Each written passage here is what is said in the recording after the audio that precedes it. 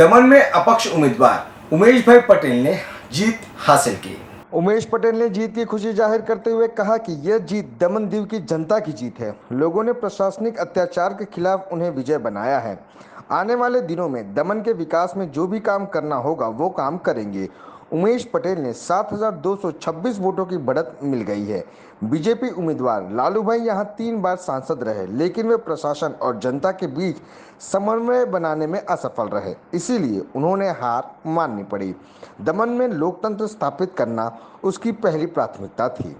जीत जनतानी છે અને આ જીત જે છે એ જનતાને જ સમર્પિત છે। હું એકલો માણસ હતો, હું તો એકલો જ લડતો હતો।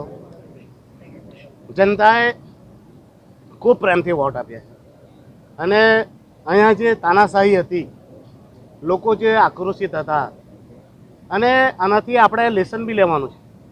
જે રીતે લાલુભાઈ જે વખતે જીત્યા હતા તો કેટલા વોટોથી જીત્યા હતા, આજે લાલુભાઈએ હારનો સામનો કરવો પડ્યો તો ખાલી અને ખાલી એટલે કે જ્યારે જનતા દુઃખી હતી, તકલીફમાં હતી ત્યારે લાલુભાઈ બોલ્યા નહીં અને જે પણ દમણદીવની સમસ્યા હતી અને જે સમસ્યા માટે નિવારણ કરવાનું હતું કે જે તે અધિકારીઓ સાથે સમન્વય કરવાનો હતો, પ્રજા અને પ્રશાસનનું કામ વચ્ચે જે પ્રતિનિધિઓ હોય એને સમન્વય કરવાનો હતો, તો પ્રશાસન અને પ્રજા વચ્ચે જે ખાઈ મોટી થતી ગઈ તેના માટે જવાબદાર લાલુભાઈ હતા અને તેના ફળસ્વરૂપ આજે જનતા જનાર્દને એક ફેસલો આપ્યો અને ઐતિહાસિક ફેસલો આપ્યો કે આપણા દમણદીવમાં તો એમ કહેવાય ને કે ભાઈ વગર પૈસે તો ચૂંટણી જીતાય જ નહીં, ખાવા પીવાનું ને રોકડું બોકડું ને કુકડું તેના વગર વોટ નહીં મળે અને મારી દમણદીવની જનતાએ ખૂબ જ પ્રેમથી મને એક ઐતિહાસિક ફેસલા તહત મને ચૂંટણીમાં જીતાડ્યો છે।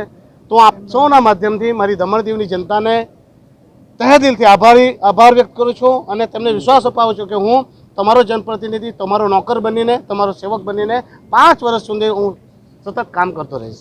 ઉમેશભાઈ 7,226 વોટથી આપણે જીત્યા છે અને દમણ કરતાં વધારે વોટ મને દીવથી મળ્યા છે। દીવમાં મને લગભગ 7,000થી વધારે વોટ વધારે મળ્યા।